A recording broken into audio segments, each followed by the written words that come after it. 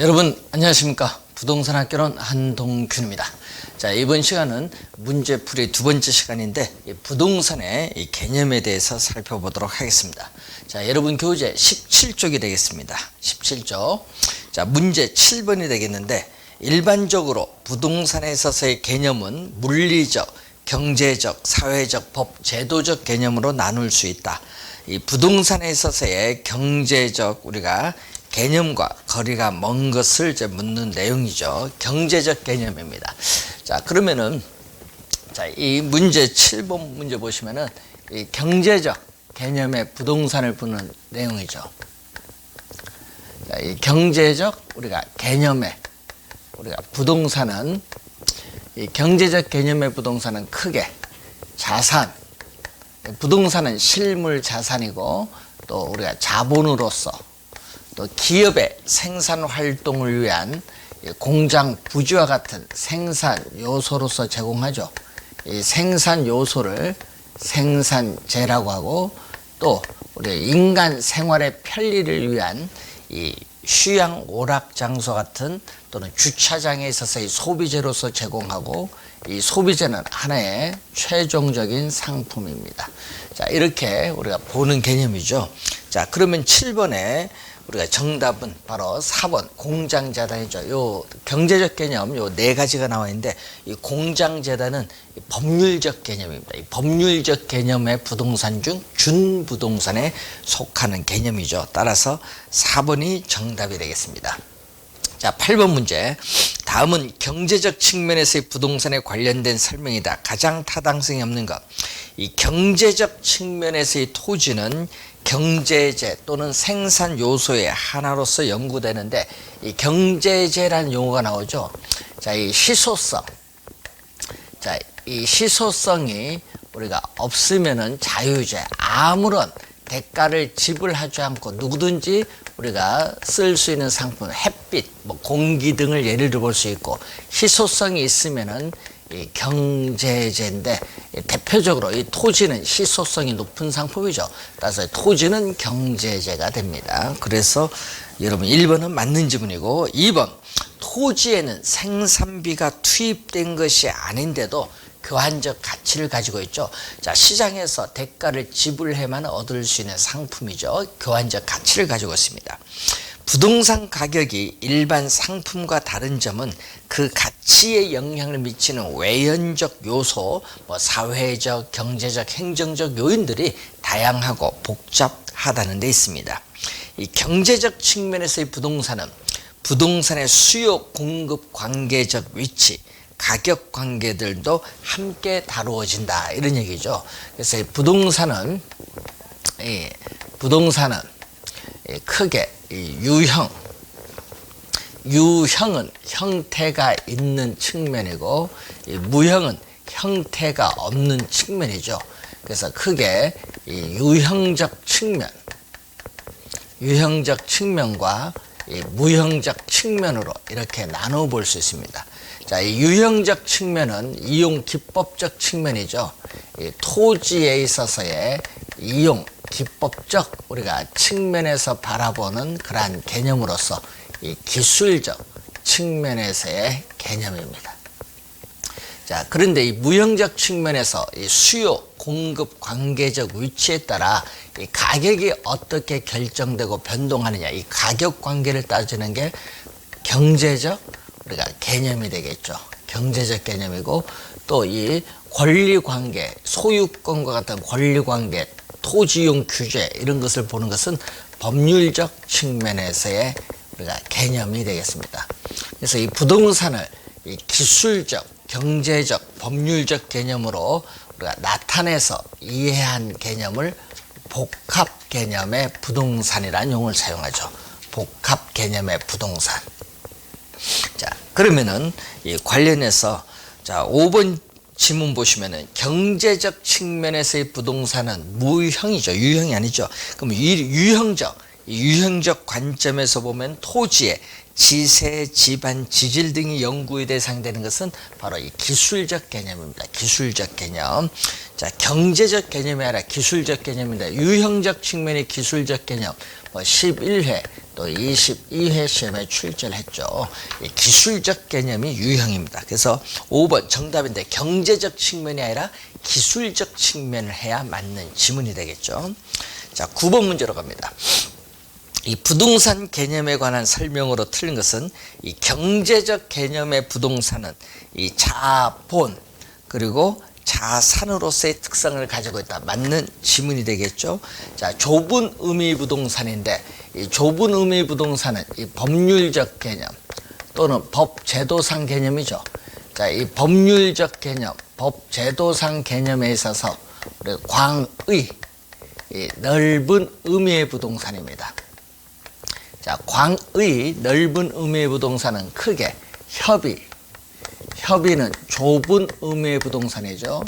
이 협의 부동산에 이 준 부동산을 더해서 우리는 넓은 의미의 부동산이라고 하는데, 자, 2번 좁은 의미죠. 이 협의는 좁은 의미 부동산인데 이 민법 제99조 제1항이죠. 민법 제99조 제1항에 의해서 이 토지 및 그 정착물은 부동산이다. 그래서 이 좁은 의미의 부동산은 토지 및 그 정착물을 말하죠. 자, 이 좁은 의미 부동산은 토지 및 그 정착물을 말합니다. 그래서 2번 맞는 지문이 되겠습니다. 3번 준부동산은 부동산과 유사한 공시 방법을 갖춤으로써 우리 넓은 의미의 부동산, 이 준부동산은 넓은 의미의 부동산에 우리가 속하게 되죠. 맞는 지문인데 이 준부동산의 성립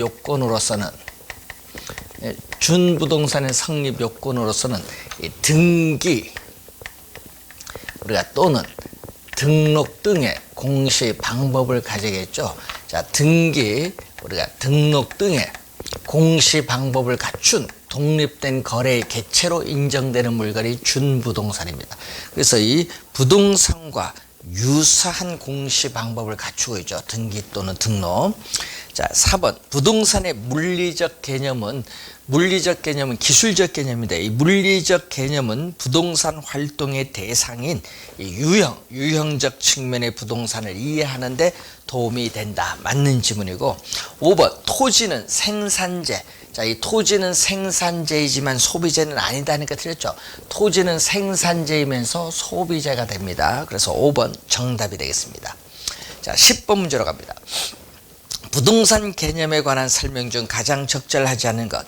부동산은 이 공시 방법으로서 등기를 가지고 있죠. 등기함으로써 공시 효과를 갖는다. 맞는 지문이고 공장재단이나 광업재단은 부동산에 준하여 취급된다. 준부동산이죠. 그래서 준부동산의 이 종류를 보게 되면은 이 등기 우리가 대상 물건이 있고 우리가 등록 대상 물건 또 우리가 등록 대상 권리가 있죠. 이 등록 대상 권리는 어업권, 광업권인데 이때 공장재단, 동산과 결합된 부동산 집단인 이 공장재단, 광업재단은 한 개의 물건으로 본다. 이것은 바로 부동산으로 뭐 한다? 준하여 취급이 됩니다. 2번 맞고요. 임차인 정착물이 나오는데, 자, 그럼 우리가 협의 부동산은 이 토지와 우리가 정착물로 우리가 나눠볼 수 있는데, 이때 이 정착물을 구분하는 기준이 있겠죠. 자, 이 정착물을 구분하는 기준을 보게 되면은 4가지가 우리가 나옵니다. 그 중에 이 4번째에 있어서 거래, 당사자들 간의 관계가 있죠. 자, 이 당사자들 간에 있어서의 관계, 매도인, 매수인 사이의 관계, 또 임대인, 임차인 사이의 관계 있는데 그 중에서 임대인, 임차인 사이의 관계에 있어서 임차인 정착물이 있죠. 자, 이 임차인 정착물은 임차인이 설치한 물건이기 때문에 원칙적으로 소유권은 임차인에게 귀속이 되죠. 따라서 우리가 임차인 정착물은 부동산 정착물에 포함되지 않습니다. 그렇기 때문에 정착물에 포함되지 않기 때문에 협의부동산이 아니죠. 그래서 3번 정답인데 부동산으로 간주되는 것이 원칙하니까 틀린 지문입니다. 자, 민법상 부동산이죠. 이 협의부동산은 민법 조문을 가지고 정의를 내렸기 때문에 이 민법상 부동산은 바로 토지 및 그 정착물입니다. 그래서 어떻게 돼요? 맞는 지문이 되겠죠. 자, 4번 부동산에 관한 권리는 거래 대상이 될 수 있다. 예를 들면 소유권, 거래 대상이 될 수 있습니다. 그래서 정답은 3번이 정답입니다. 자, 11번 문제로 갑니다. 다음 토지의 정착물 중 토지와 독립된 것이 아닌 것을 이제 묻죠. 토지와 독립된 것이 아닌 것. 자, 그러면 이 정착물은 크게 토지와 분리하여 독립된 부동산으로 간주되는 독립정착물과 토지의 일부로 간주되는 종속정착물로 크게 나눠볼 수 있는데, 자, 이때 이 독립정착물의 대표적인 게 바로 건물이죠. 건축물 대장에 별도로 등기할 수 있는 건물이 있고, 그리고 소유권, 보존 등기된 임목이죠. 자, 소유권, 보존 등기된 임목인데, 이 등기는 완전한 공시수단이기 때문에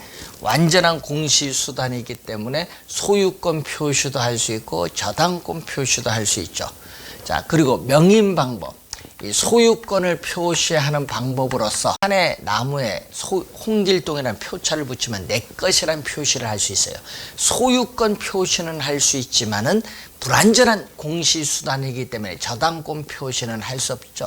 이 명인 방법을 갖춘 수목의 집단도 우리는 바로 독립정착물이죠.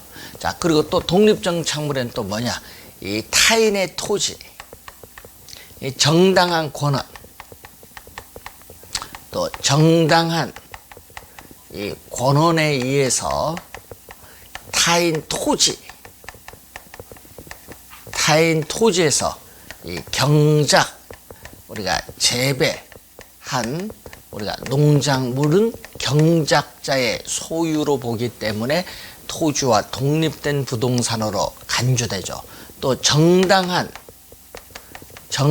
또 권한 없이 타인 토지에서 경작 재배한 농작물도 우리는 경작자의 소유로 보는 것이 판례의 태도이기 때문에 이 토지와 독립된 부동산으로 간주합니다. 자, 그래서 여러분 11번 정답은 3번이 정답이 되겠는데, 3번 국어는 여러분 우리가 농촌에 우리가 논밭 옆에 도랑인데 그 도랑을 국어라고 하죠. 이거 지목이죠. 국어는 우리가 지목입니다. 지목. 그래서 이 국어 도랑이라 생각하면 되는데 이건 토지의 일부로 간주되는 종속정착물이죠. 그래서 돌담이라든지 축대, 울타리라든지 교량, 터널 이런 건 종속정착물이죠. 그리고 나무라든지 나무, 다년생 식물도 우리는 바로 뭐가 된다? 종속정착물이 됩니다. 자, 3번이 정답이 되겠습니다. 12번 부동산의 개념과 관련된 다양한 설명 중 가장 적절하지 않은 것은 부동산에 관한 물권이나 채권은 개별 권리별로 각각 다른 일정한 가치가 인정되고 있죠. 자, 여러분이 이 개별 권리마다 경제적 가치가 있는 한 개별적으로 가격이 형성이 됩니다. 맞는 지문입니다.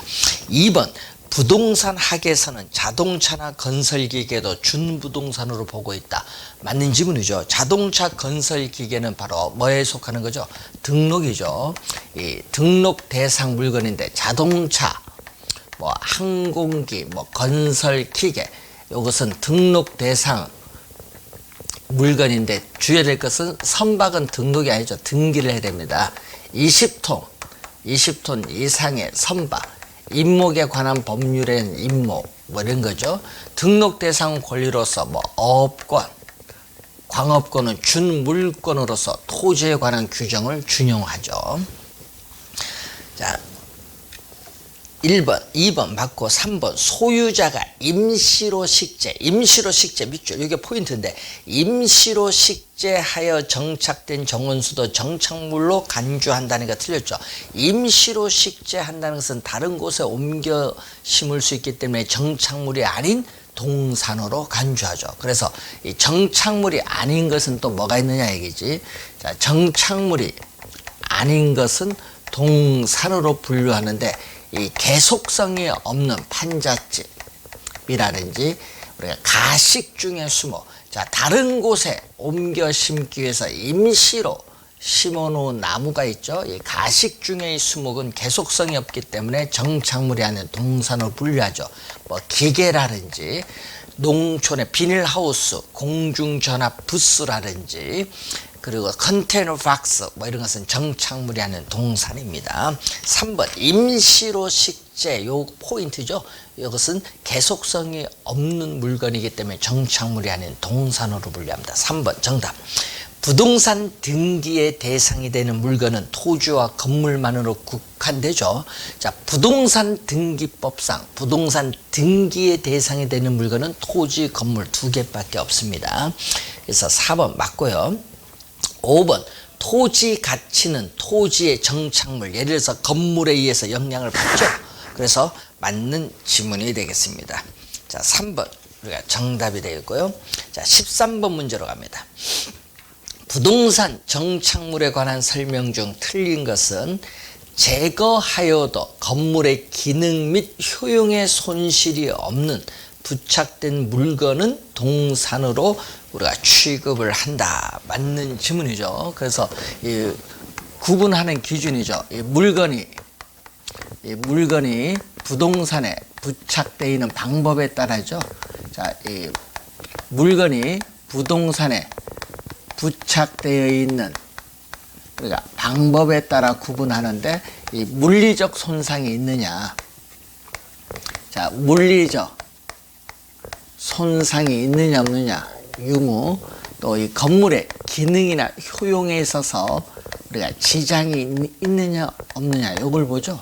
그래서 물리적으로 손상이 없이 제거할 수 있어도 건물의 기능에 지장이 없으면 동산, 지장이 있으면 정착물로 취급합니다. 그래서 1번 맞는 지문이고요. 2번 토지에 정착되어 있으나 매년 경작의 노력을 요하지 않는 나무와 다년생 식물 등은 부동산 정착물로 간주되지 않기 때문에 부동산 중개의 대상이 되지 않는다니까 틀렸죠.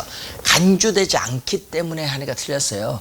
이 나무나 다년생 식물은 부동산의 정착물로 간주돼서 우리가 매매 시에 함께 양도가 됩니다. 그래서 틀린 지문 2번 정답이 되겠죠. 3번 정착물은 당사자들 간의 합의 또는 쓰임새, 관계 등에 따라 주물 또는 종물로 구분될 수 있다. 자, 여러분이 이 주물이 정착물이면 그에 따르는 종물도 정착물이 됩니다.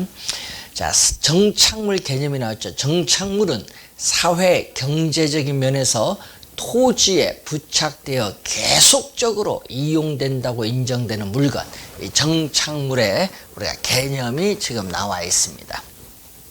또 정착물은 토지에 부가가치를 더한 항구적인 토지의 계량물을 정착물이라고 하죠. 4번 맞는 지문이고 5번 정착물은 토지와 서로 다른 부동산으로 간주되는 것과 토지의 일부로 간주되는 것으로 나눌 수 있다. 또 맞는 지문이 되겠습니다. 2번 정답이 되겠습니다.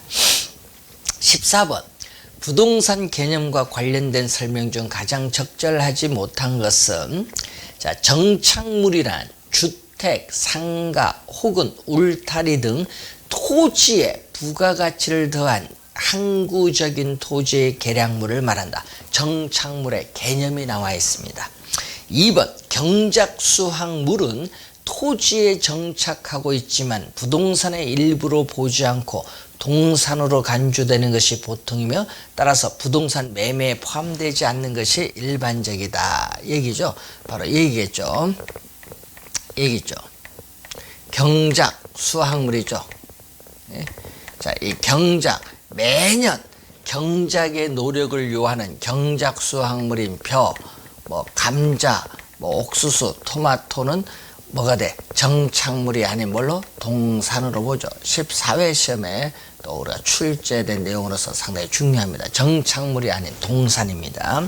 2번 맞는 지문이고 3번 우리나라에서는 광업권의 객체가 되는 이 광물에 대해서는 토지 소유권자의 권리가 미치지 못하는 것으로 하고 있다. 이 상당히 중요한 부분이죠. 시험에 벌써 정답 2번 출제된 내용입니다. 맞는 지문입니다. 공익사업이라도 토지의 지하 또는 지상의 공간을 사실상 영구적으로 사용하는 경우에 공익사업자는 토지 소유자에게 토지 이용이 저해되는 정도에 따라 보상평가를 통해서 보상을 해야 합니다. 맞는 지문. 임차자 정착물은 부동산으로 간주되는 것이 원칙이라는 거 틀렸죠. 임차자 정착물은 부동산 정착물에 포함되지 않기 때문에 부동산으로 간주되지 않습니다. 5번 정답입니다. 자, 이 부동산에 있어서 우리 관련해서 이 개념 우리 출제를 또 원래 할 수 있는 부분인데 잘 정리를 해 두시기 바라고요. 자, 15번 문제로 가겠습니다.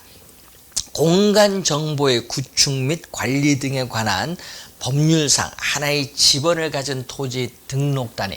이 지번은 토지 주민등록 보는데 하나의 지번으로 둘러싸인 토지의 등록 단위를 필지라고 하죠. 우리가 부동산 활동상의 분류죠. 부동산 활동상의 분류로서 우리가 필지와 획지로 우리가 나누는데 이 필지를 또 시험에 자주 우리가 출제됩니다. 이 토지 소유자의 권리. 자, 이 토지 소유자의 권리를 구분하기 위한 토지 소유자의 권리를 구분하기 위한 우리가 법률상의 단위 개념, 이 법적인 개념입니다. 법적 개념. 그리고 우리가 하나의 지번으로 둘러싸인 토지로서 법률적인 토지에 우리가 등록 단위를 말하고 부동산 등기법상 이 등기의 한 단위를 말하죠. 따라서 한 개의 소유권이 미치는 범위와 한계를 표시해주는 개념이 필지입니다. 그래서 이 필지는 우리가 토지의 면적과는 아무런 관계가 없다. 자, 토지에 있어서의 면적과는 아무런 관계가 없는 게 필지 개념. 2번 정답입니다. 자, 16번 관로 안에 들어갈 내용으로 옳은 것은 토지에 건물이나 그 밖에 정착물이 없고 지상권 등 토지의 사용 수익을 제한하는 사법상의 권리가 설정되어 있지 아니한 토지를 우리는 뭐라고 하냐? 나지라고 하죠. 나지. 자, 이 택지, 건축할 수 있는 토지인 택지에 어떻게 돼? 택지상에 건축물이 없으면 나지고 이 택지상에 우리가 건축물이 있으면 택지상에 건축물이 있으면은 우리가 건부지가 되죠. 그래서 나지에 우리가 개념이 지금 출제를 하고 있죠. 그래서 나지 개념 우리가 22회 시험과 25회 시험에 출제한 지문이죠. 나지의 개념입니다.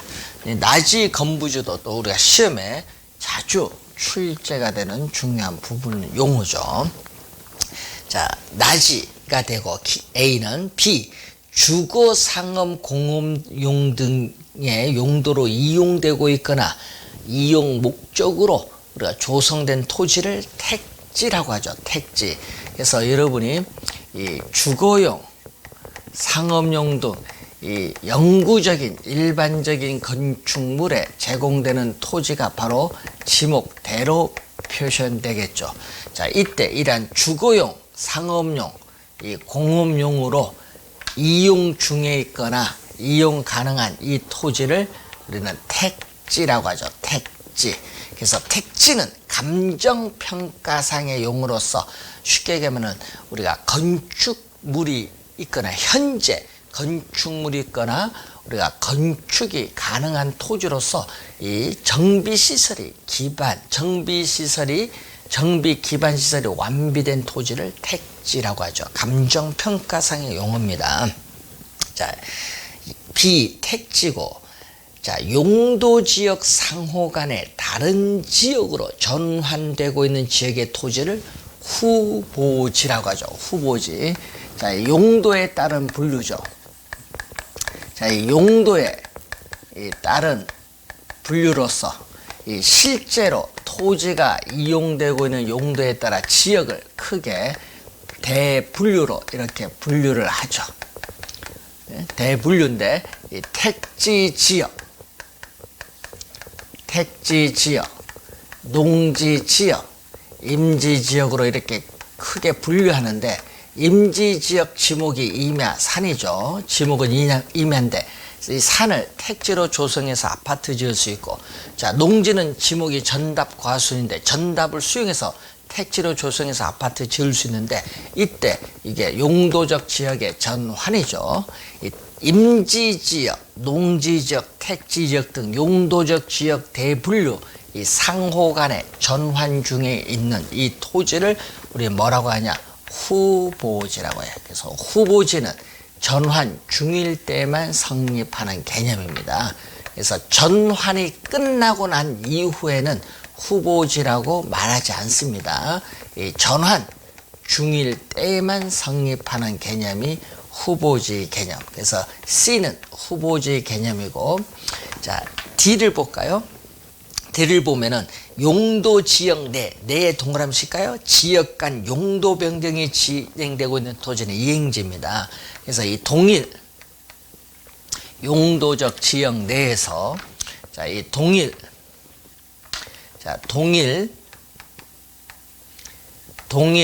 용도적 지역 내죠. 이 동일 용도적 내가 들어가면 이행지입니다. 동일 용도적 지역 내, 이 소분류 상호 간의 이행 중에 있는 토지를 이행지죠. 예를 들어서 이 택지 지역을 이렇게 세분화시키는 것을 소분류라고 하잖아요.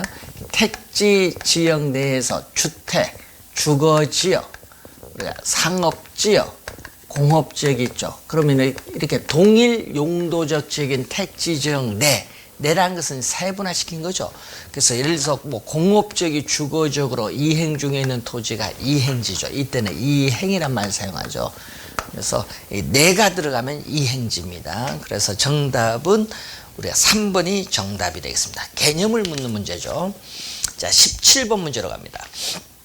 건부지와 우리가 나지의 특성에 관한 설명으로 틀린 것은, 나지란 지상의 건물 기타 정착물이 없는 토지 맞고요. 나지는 지상권 등 토지의 사용 수익을 제한하는 사법상의 권리가 설정되어 있지 않은 토지. 1, 2번 나지 개념을 묻고 있죠. 3번 건부지 가격은 건부감가에서 나지 가격은 높게 평가된다니까 틀렸네요. 자, 이렇게 이 토지상에 건축물이 있어요. 자, 이 토지상에 건축물이 있는데, 이 건축물이 서 있는 부지가 건부지죠. 자, 이 건부지는 건축물에서 토지 사용 수익이 제한을 받기 때문에 우리는 토지의 최유효 이용을 저해해서 토지 가치가 하락을 해요. 따라서 건부 감가가 발생하는데, 이 건부 감가가 발생하면 이 건부지 가격과 나지 가격을 비교하면은 어디가 크다? 우리는 나지 가격이 크죠. 건부지 가격이 낮게 평가돼요. 그래서 틀린 지문이 되겠죠. 3번 정답. 건부지는 지상에 있는 건물에서 사용 수익이 제한되는 경우가 있죠. 건부 감가가 발생하죠. 건부지는 건물 등이 부지의 최유효 이용에 적합하지 못하는 경우에 나지에 비해서 최유효 이용의 기대 가능성이 낮습니다. 그래서 나지가 반대로, 나지는 건부지에 비해서 최유효 이용이 우리가 기대 가능성이 높은 토지로서 우리는 시장성, 매매 임대될 가능성이 높은 토지가 바로 나지가 되겠죠. 자, 예외적으로 또 건부 증가가 발생할 수 있죠. 이 건축법상의 건폐율, 용적률의 규제가 강화되는 개발제한구역 내에서는 오히려 나지 가격보다 건부지 가격이 더 이렇게 높게 평가가 될 수 있다, 이 내용이죠. 3번 정답이 되겠습니다. 18번 건부지에 대한 설명 중 잘못된 것을 고르면 건부 감가의 정도는 이 건물 면적에 비해서 부지 면적이 크면 클수록 부지에 대한 제약은 적으므로 이 건부 감가의 정도는 작게 나타납니다. 1번 맞고요. 건부지란 건축물의 부지로 이용되고 있는 토지 또는 이용될 가능성이 있는 토지를 말한다. 자, 뒤에가 틀렸죠. 또는 이하가 들어가면 안 돼요. 그냥 건축물이 서 있는 부지가 건부지예요. 이용될 가능성이 있는 토지는 택지죠. 그래서 이용될 가능성이 있는 토지가 들어가서 틀린 지문. 2번 정답.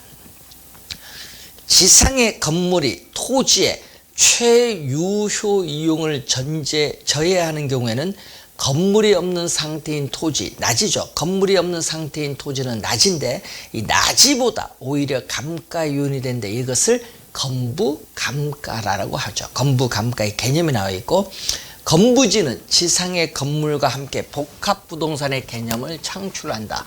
자, 여러분 이 토지와 이 지상의 건물 있죠.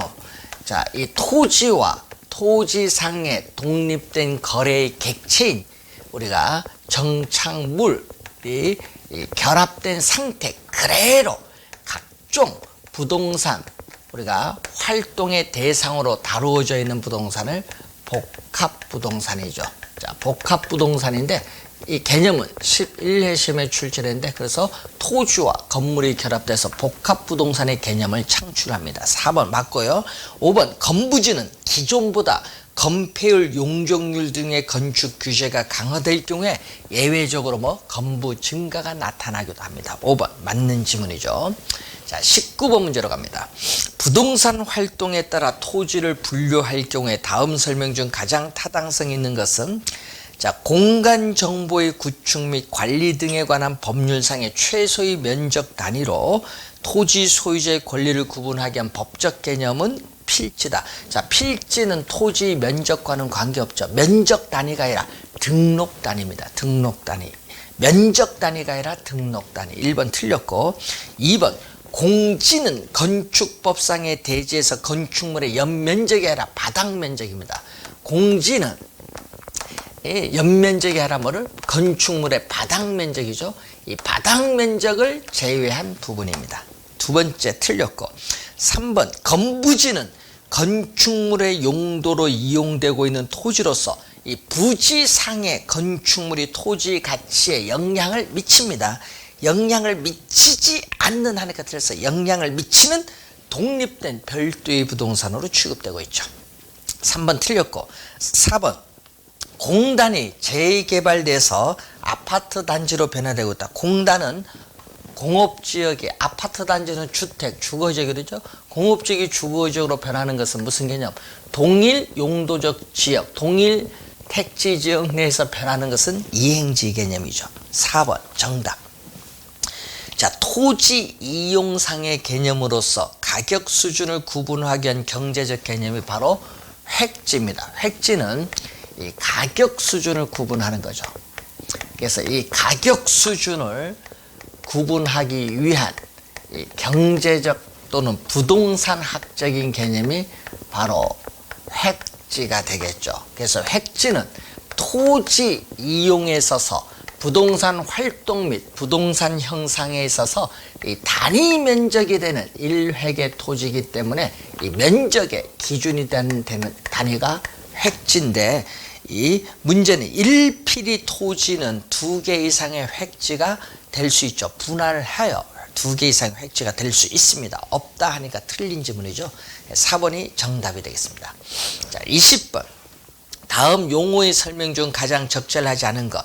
자, 후보지는 이 부동산에 있어서의 용도적 지역이 상호 간에 전환되고 있는 지역의 토지는 후보지 개념 맞습니다.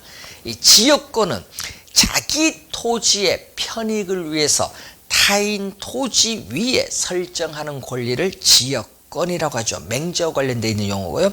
낮이는 지목이 대로 설정된 토지 하면 안 되죠. 자, 낮이는 택지이기 때문에 주거용, 상업용으로 이용할 때는 지목이 대가 되겠지만은 또 공업용으로 이용할 때는 공장, 용지일 수도 있거든요. 그래서 이 낮이는 지목이 대로 설정된 토지 하면 틀렸습니다. 3번 정답. 필지는 하나의 지번을 가진 토지로서 등기의 한 단위를 의미하고요. 맹지는 도로와 접하고 있지 않은 구역 내부의 토지. 또 맹지는 도로 조건에 따른 분류서 시험에 또 많이 출제하죠. 자, 이렇게 A라는 토지가 있고 B라는 토지가 있을 때 이 B라는 토지가 A라는 토지에 완전히 둘러싸여서 도로와 전혀 맞닿은 부분이 없는 토지를 맹지인데, 그래서 맹지상에는 어떻게 돼요? 건축물을 세울 수 없고 또 다른 사람의 토지를 통해서 출입을 하기 때문에 맹지는 정상적인 토지의 가격에 비해서 상당히 낮죠. 감가가 발생을 합니다. 그래서 5번 우리가 맞는 지문이 되겠습니다. 자, 21번 문제로 갑니다. 토지의 분류에 관한 설명으로 옳은 것을 모두 고른 것.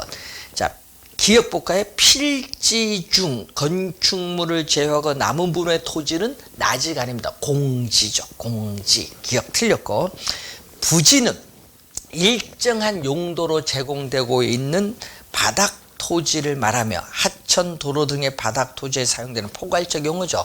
자, 택지는 건축할 수 있는 토지인데 이 건축할 수 없는 이 토지까지 포함해서 우리는 이 전체를 뭐라고 하죠? 부지죠. 그래서 부지는 어떤 일정한 용도에 제공되는 바닥 토지, 맞는 지문 개념입니다. 맹지는 타인의 토지에 둘러싸여 도로와 직접 연결되지 않은 한 필지 토지, 맞죠? 필지는 하나의 지번이 붙는 토지 등록단의 개념 맞습니다. 자, 인위적, 자연적, 행정적 조건에 따라 다른 토지와 구별되는 것으로서 이 가격 수준이 비슷한 일단의 토지는 획지입니다. 후보지가 아니라 획지. 가격 수준이 비슷한 일단의 토지. 획지를 물을 땐 꼭 이 지문이 나오죠. 가격 수준이 비슷한 일단의 토지는 획지죠. 후보지가 아니라. 그래서 틀린 지문이고 니은, 디귿, 니을이 맞네요. 4번 정답. 22번 다음 중 옳은 것은 모두 몇 개이냐. 자, 지력 회복을 위해서 정상적으로 쉬게 하는 토지를 우리 뭐죠? 휴한지죠. 이 농지 등에 적용을 하죠. 우리는 휴한지의 개념. 기억 첫 번째 틀렸고, 타인의 토지에 둘러싸여 도로와 접하고 있지 않은 토지, 맹지죠. 개념 맞습니다. 하나의 지번을 가진 토지 등기의 한 단위는 획지가 아니라 필지의 개념입니다. 틀렸고, 후보지는 임지지역, 농지지역, 택지지역 상호 간에 다른 지역으로 전환되고 있는 지역의 토지, 후보지의 개념 맞습니다. 법지는 법적으로 소유권이 인정되죠. 자, 이 법지는 법적으로는 소유권은 인정되지만 실제 우리가 이용 실익은 거의 없는 토지가 법지죠. 그래서 법지는 경사진 부분의 토지인데, 자, 여기에 주택이 있죠. 자, 주택이 있고 여기도 주택이 있습니다. 자, 이때 이 경사진 부분에 어떻게 토지 붕괴를 막기 위해서 우리가 축대를 설치를 한데, 이때 택지의 유효 지표면 경계와 그 인접 토지의 이 경사진 토지 부분을 우리는 법지라고 하죠. 그럼 이 법지와 반대되는 개념이 바로 빈지의 개념이 있죠. 빈지는 법적으로는 소유권은 인정되지 않지만 실제 이용 실익은 있는 토지로서 공유수면 관리 및 매립에 관한 법률에서는 빈지를 바닷가라고 하죠. 바닷가. 그래서 여러분이 법지 개념 맞는 그러한 내용이 되겠습니다. 자, 23번 문제로 갑니다. 부동산 활동에 따르는 토지의 분류 중 지적 공부에 등록된 토지가 이 물, 강물이나 냉물 등에 침식돼서 수면 밑으로 잠긴 토지를 포락지라고 합니다. 1번 정답이 되겠고요. 자, 24번 토지는 지목, 이용 상황, 이용 목적 등에 따라 다양하게 분류할 수 있다. 이 지목에 따른 분류인데, 이 지목에 따른 분류가 나오죠. 그럼 지목이 몇 개? 28개의 지목이 나오는데, 이 지목 8, 공시법에서 여러분 배우죠? 뭐 유지, 국어, 제방, 하청, 도로 이런 게 시험에 많이 나오는데, 유지 우리가 바로 어떻게 돼요? 1번 정답이죠. 유지. 지목입니다. 택지, 공지, 나지, 맹지는 감정평가상의 용어입니다. 그래서 유지를 보면은 일정한 구역 안에 물이 고여 있거나 혹은 상시적으로 물을 저장하고 있는 댐이라든지 저수지, 호수, 양어장, 연못, 늪지 등에 있어서의 지목을 말합니다. 자, 25번. 다음 중 공간정보의 구축 및 관리 등에 관한 법률상 지목에 해당하는 것 제방이죠. 제방, 하천, 유지, 국어, 지목입니다. 근데 저수지는 아까 뭐라고 했죠? 유지에 속하는 거죠. 이건 유지입니다. 그리고 유휴지는 감정평가상 용어죠.